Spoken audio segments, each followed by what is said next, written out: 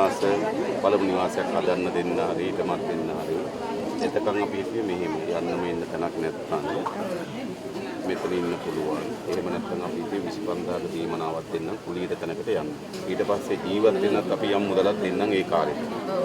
ඒ කාලය තුලත් අපි කොහොම හරි වෙන ඉඩමක් තෝරලා ගෙයක් හදාගෙන එතෙන්ට යමු. ඕක නේද තමයි නේද? ඒක නේද නේද අපි කරන්න පුළුවන් එහෙම නේද?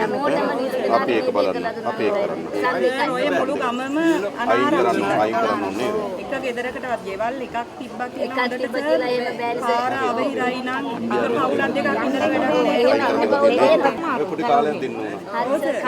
එතකන් අපි කොහොමද මොකද අපි දෙකපාරම ගෙවල් මවනවා වන්න බෑනේ ඉඳන් හොයන්න ඕන හදන්න ඕන නේද? අපිට අර බලාපොරොත්තු වෙලා අපිට කාලයක් ඉස්සර ඉන්න පුළුවන්. ටික කාලෙන මාස දෙකක් හරි තුනක් හරි කමන්නේ. සියලු දෙනාටම පුළුවන් ආකාරයට එක බලා ගන්න. දැන් සර් කිව්වනේ. සර් අනිවාර්යෙන් අපිට විශ්වාසයි සර් ගැන.